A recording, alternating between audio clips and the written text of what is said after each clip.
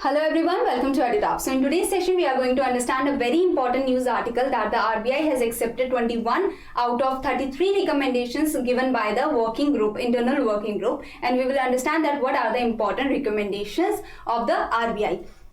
So before starting with the session, please subscribe to our YouTube channel if you are new to the channel and join our Telegram channel for the PDF of this session, and you can get the link of the Telegram channel in the description box below. So here is the question that can be asked from this news article, that the RBI has accepted 21 recommendations out of 33 recommendations of the internal working group that was set up to review the existing ownership guidelines and the corporate structure. And you have to tell that which one of these recommendations are not accepted by the RBI. This you will surely be able to answer by the end of the session. We will discuss this question again. So now, starting with the news article, the RBI has accepted 21 recommendations out of 33 recommendations that were submitted by the internal working group that was formed in June 12, 2020. And this internal working group was formed to review the ownership guidelines of the India's private sector banks and the corporate structure of the Private Sector Bank of India. Okay, and many of the recommendations that are accepted by the RBI has done some modifications in them also. So now, starting with the guidelines, see, first you need to understand that what is a promoter. A promoter is the one that is establishing a bank, and it has 100% stakes on the bank because it has established the bank. The promoter group or the promoter has established the bank. So RBI has given the guideline before that within 15 years you have to reduce your stakes from 100% to 15%. Okay. So now the promoters were not very happy. So the internal working group has recommended that instead of 15%, we should increase the cap to 26%. That is, there is an increase in the cap that the promoters' stakes can be in the long run of 15 years to 26% rather than 15%, that is the present criteria. So now the promoters can have, in the long run, they can have at least 26% of their of the bank's stakes that they have established. Now the locking clause, there is an initial locking clause that remains unchanged. It's in the initial locking clause, it says that minimum 40% of the stakes in the bank should be of the promoter for the first 5 years. This increases the confidence of the people, this increases the confidence of the other shareholders also, if the one that established the bank has at least 40% of the stakes in the bank, because he will be working very hard to promote the bank, to establish the bank very well. So at least 40% of the stakes should be of the promoter that has established the bank. Now if after 5 years it wants to reduce its stakes, it can reduce the stakes and it can even reduce the holding to even below 26%. So this minimum criteria is only for the initial 5 years. After that, the promoter can reduce its holding. Now going forward, see, before what was happening, 10% a non-promoter, that is promoter that has established. Non-promoter are the other shareholders, other stakeholders of the bank. So the institutional investors, they cannot have more than 10% of the stakes. A single financial institution cannot have more than 10% of the stakes in the bank. This was the criteria before. Later on, the IWG, the internal working group, said that this should be increased to 15%. That the institutional investors, the non-institutional investors, the small investors, they can have at least 15% of the stakes in the bank. But the RBI said that we will, for the non-promoter shareholding will be capped at 10%. So it will be the same as before. But 10% is for the natural persons, that is for the individuals and the non-institutional investors, or we can say the small investors, and 15% that is recommended by the IWG. This will be made for the big investors, that we say the supranational institutions, that is the big investors in the market, and for the financial institutions, and for the PSUs, that the public sector undertaking, and for the government, they can have 15% stakes in the bank. Okay, so the criteria of the IWG has been taken, but it has been modified by the RBI, because the IWG said for all make 15% of the stakes, but RBI said no, we will keep the 10% for the small investors. For the non-institutional investors, we will do 15% only for the big investors. I hope you have understood this. And what is this paid up share capital? 10% of paid up share capital. See, the paid up share capital is nothing up but the share issued and what the shareholders are paying. That is the aggregate amount that the shareholders are paying for the shares issued. So 10% of this.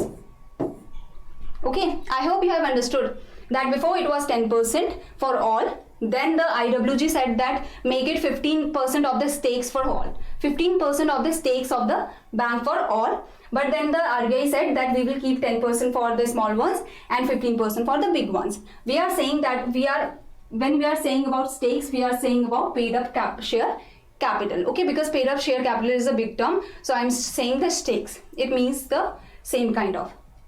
So aggregate amount that the shareholders are paying for the shares issued.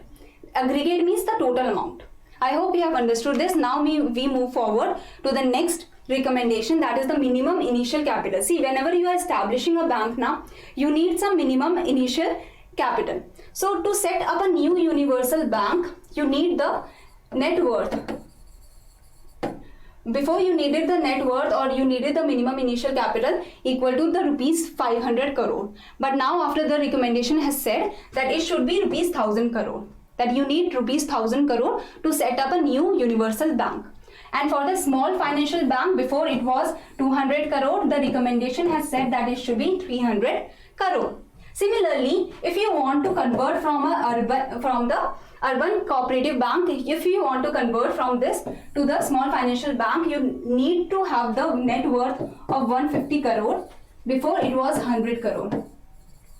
And in 5 years, you have to increase your net worth to 300 crore, because the SFB, if you want to convert into a SFB, that is small finance bank, you should have the net worth of 300 crore. So we are giving you time of 5 years from converting to 150 crore to 300 crore. So this is the recommendation that is also accepted by the Reserve Bank of India.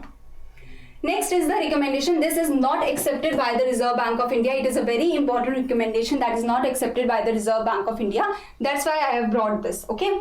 So the Reserve Bank of India has not accepted a proposal to consider large corporates and or industrial houses for a banking license.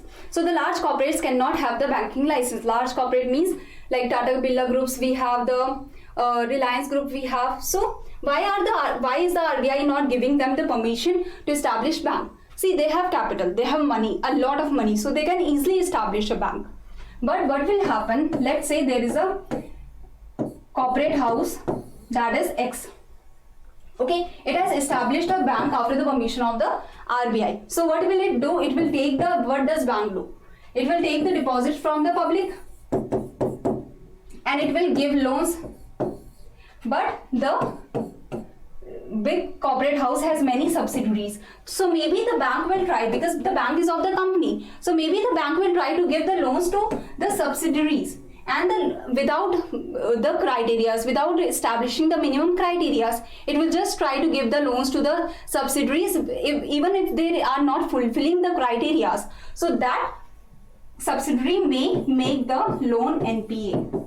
That is, it might not return the loan, it might not even give the interest. So that can happen. Maybe the subsidiary will get interest loss and maybe the bank has not seen the minimum criteria. So due to this, due to not following the minimum criteria, this will turn into a NPA. So it might happen again and again.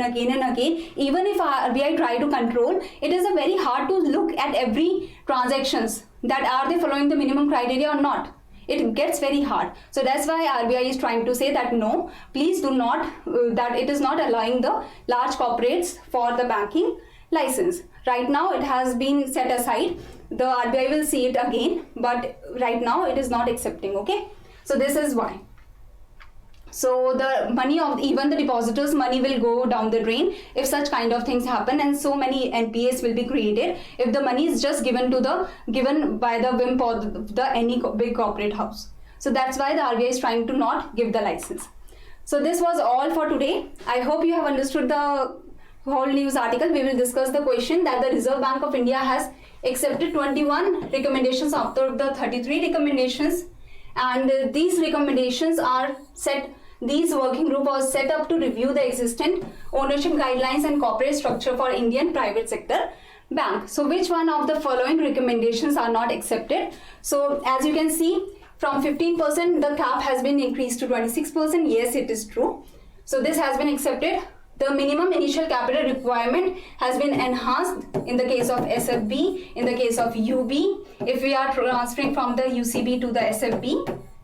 So in these cases it has been enhanced. So yes, it has been enhanced. So only this one, only the second option, that is the accepted the proposal of allowing corporate houses to promote universal banks. This has not been accepted because the RBI has not given the permission to the corporate houses to promote, or to promote means here to become the promoter, that is to build the universal bank. So it has not given the permission. So this one is the recommendation that is not accepted. So the answer will be only 2. I hope you have understood. If you have any query, you can mail us here or you can contact us through this number. Thank you very much.